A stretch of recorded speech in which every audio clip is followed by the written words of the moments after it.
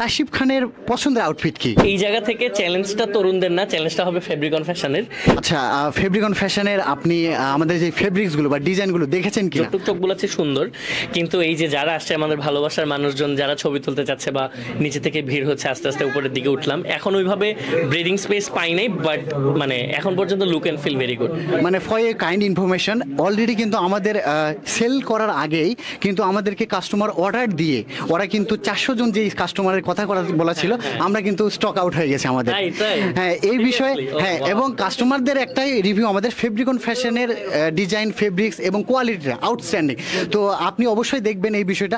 আরেকটা বিষয় আমি প্রথমে যেটা বললাম, সদর বদর মিঠাতারা, কাউপিরপির, গঙ্গাচড়া, আমাদের যে রংপুরের যে উপজেলাগুলোতে রয়েছে, যারা অনেকে নিতে চাচ্ছে আমাদের ফেব্রিকন ফ্যাশনের নতুন আউটলেট, তাদের উদ্দেশ্যে কি বলতে চান? আপনাকে তো অবশ্যই আসতে হবে সেখানে। আমি ফেব্রিকনের জন্য আমার পক্ষ থেকে অনেক শুভকামনা, এবং যারা আউটলেট নিতে চান আমি দোয়া করি তারা যেন সফল হন। অবশ্যই। আর আরেকটা প্রশ্ন ভাইয়া দর্শকদের কাছ থেকে, যে ফেব্রিকন ফ্যাশনের যে আমাদের প্রোডাক্টগুলো রয়েছে, এই যে একটা ফ্যাশন, এই যে একটা ট্রেন্ড, এই ট্রেন্ড নিয়ে তাসিফ খানের অ্যাসেসমেন্ট অর্থাৎ মূল্যায়নটা কি? এখনকার যারা তরুণ অনেক বেশি হচ্ছে ফ্যাশন নিয়ে অনেক সেন্সিবল, সবাই ফলো করে নতুন নতুন ট্রেন্ড। সো তরুণরা অনেক অ্যাডভান্সড, মানে আমার চেয়ে যারা জুনিয়র, আমি যতটুকু পর্যন্ত ফ্যাশন সেন্স আছে তাদের আমার চেয়ে আরও বেশি আছে। সো এই জায়গা থেকে চ্যালেঞ্জটা তরুণদের না, চ্যালেঞ্জটা হবে ফেব্রিকন ফ্যাশনের। ফেব্রিকন ফ্যাশনের উদ্দেশ্যে আমার বলার থাকবে, যেটা চাওয়া থাকবে যেন তরুণরা কি চায়, জেনজি কি চায়, সেই ব্যাপারটাকে যেন ফলো আপ করে সবসময় নতুন নতুন ট্রেন্ডের সাথে ম্যাচ করে নতুন নতুন ডিজাইনের কাপড় চোপড় আনে। আর তার পাশাপাশি টেকনিক্যাল অনেক ব্যাপার থাকবে, যেমন ফেব্রিক্স কোনটা ভালো, কোনটা কেমন কি।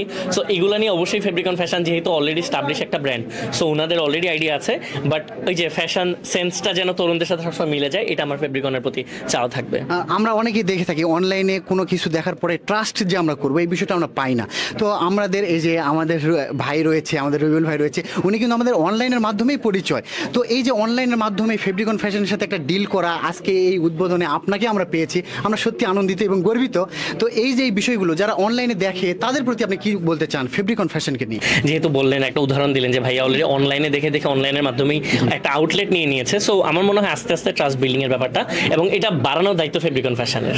আপনার কাছ থেকে ফেব্রিকন ফ্যাশনের জন্য শুভকামনাটা, শেষ মেসেজ আমাদের ফেব্রিকন ফ্যাশনের কাস্টমারদের জন্য কি থাকবে এবং আপনার বার্তাটা কি থাকবে?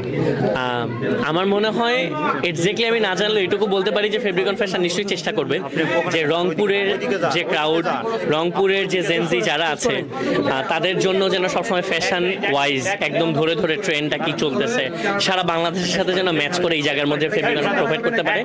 এর ছাড়াও আমি রংপুরের মানুষ যারা হচ্ছে ভিডিও দেখছে, আমাকে শুনছে, আমি আমার নিজের জন্য দোয়া চাবো, এবং এই তো, এবং আমি সবাইকে বলবো যে সামনের দিনে যেন তারা একটু ভালো করে মন দিয়ে পড়াশোনা করে, নিজের পরিবারের যত্ন নেয়, একটু ট্যুর টুতে ঘোরাফেরা করে, অ্যান্ড পাশাপাশি ফেব্রিকনকে সবসময় চেক আউট করতে থাকে যে কখন ভালো কে আসলো।